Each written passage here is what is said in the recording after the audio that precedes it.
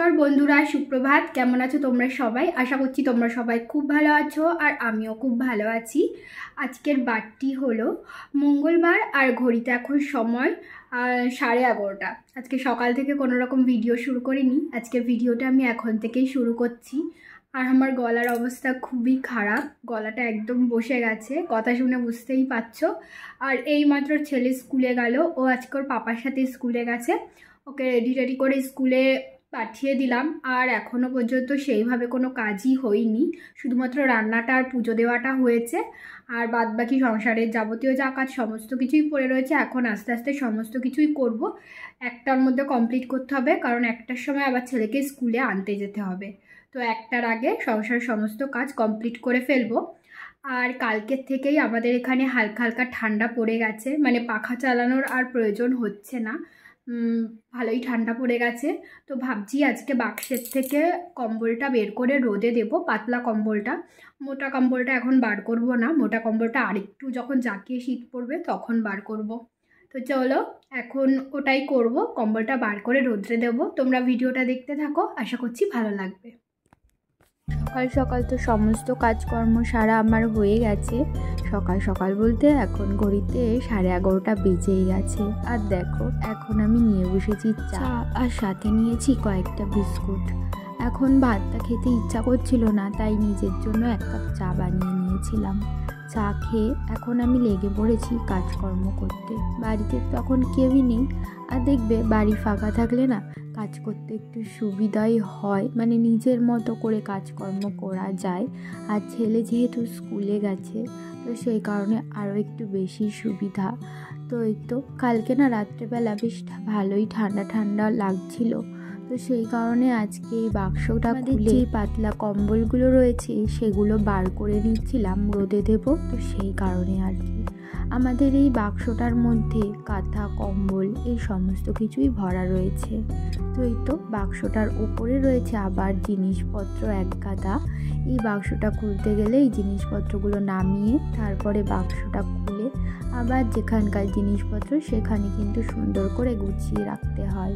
ওই যে বড় বড় বাস্কেট দুটো দেখতে পাচ্ছ, ওই দুটো বাস্কেটেই আমার ছেলের জামা প্যান্ট, একটাতে ওর প্যান্ট রাখি আর একটাতে বাড়ি পরার জামা, বাড়ি পরার প্যান্ট আর বাড়ি পরার জামা ওই বাস্কেট দুটোতেই রাখা হয়। তো যাই হোক, ওই নিচের ঘরটা মোটামুটি গুছিয়ে রেখে চলে এসেছি কম্বল দুটো নিয়ে ওপরে, এই বারান্দাতেই রোদ্রে দিয়ে দিচ্ছি।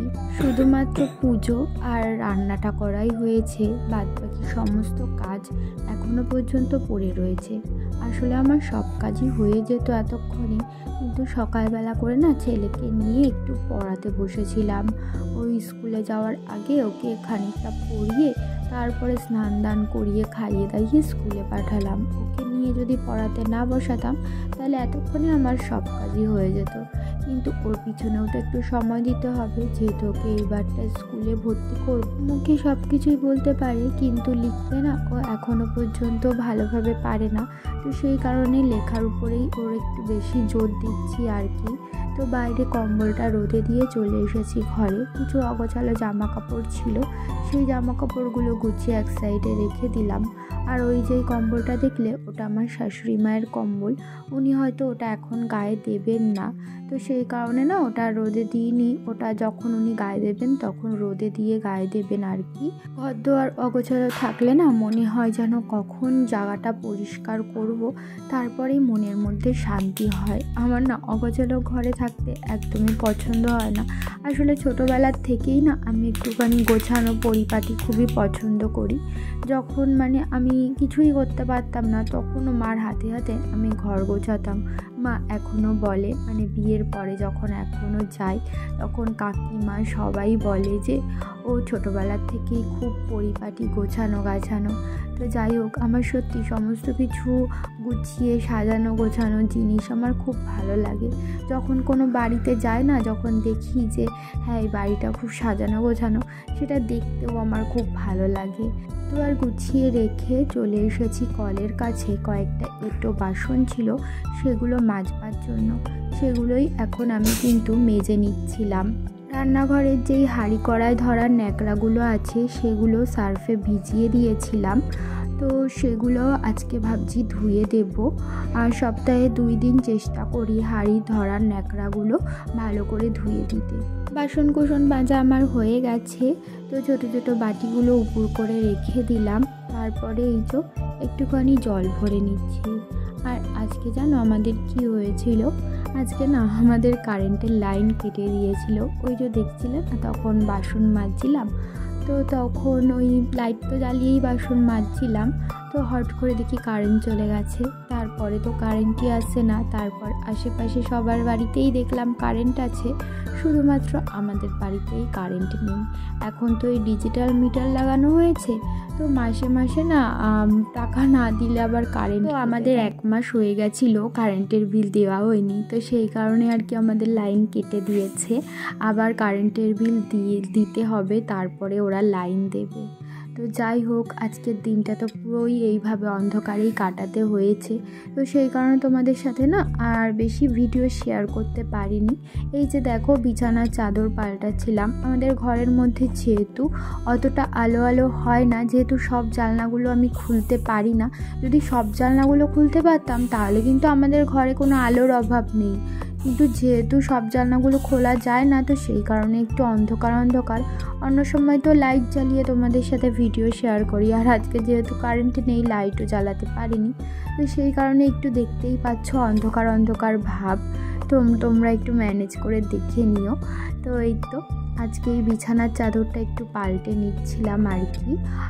1 সপ্তাহ মতো প্রায় হয়ে গেছে আগের বিছানার চাদরটা পাতা ছিল, তো আজকে একটা অন্য বেড কভার পেতে নিলাম।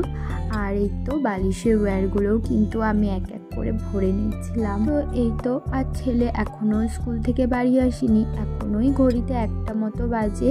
ও 1:10-15 দিকে প্রায় বাড়ি চলেই আসে। তারপরে ওকে খাইয়ে শোয়াতে শোয়াতে 2-2:30 বেজে যায়। আজকে যেহেতু একটু ঠান্ডা ঠান্ডা ভাব ছিল, তো সেই কারণে না আজকে অতটাও অসুবিধা হয়নি যে কারেন্ট ছিল না বলে। কিন্তু যদি গরম থাকতো তাহলে কিন্তু একটু অসুবিধাই হতো। আমরা তো তাও ঠিকঠাক ম্যানেজ করে নিতে পারতাম, কিন্তু আমার ছেলেটারই অসুবিধা হতো। ও তো ছোটো, ও বোঝে না। তবুও না আজকে সন্ধ্যাবেলায় যে অন্ধকারটা ছিল, তখন না ও বারবার বলছিল মা লাইট জ্বালাও, কারেন্ট নেই। তো আমি ওকে বললাম যে কারেন্ট নেই, ও তবুও বারবার বলছিল লাইট জ্বালা। রাতের রান্নাটা এইভাবে মোমবাতি জ্বালিয়েই করতে হয়েছে, আর ওই মাঝে মাঝে একটু ফোনের ফ্ল্যাশ জ্বালিয়ে নিয়েছিলাম আর কি। আর এই তো আজকে রাত্রে রান্না করেছিলাম সয়াবিন আলুর তরকারি। তো আমি রান্না করেছিলাম আর একটু তাড়াতাড়ি রান্না করে নিচ্ছিলাম, যেহেতু কারেন্ট ছিল না। ওই 7:30টার মধ্যে আমার রান্না বান্না কমপ্লিট হয়ে গেছিলো।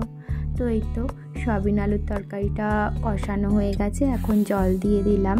তো বন্ধুরা আর বেশি বড় করতে পারিনি ব্লগটা, আজকের ব্লগটা এই পর্যন্তই। আবারও দেখা হবে।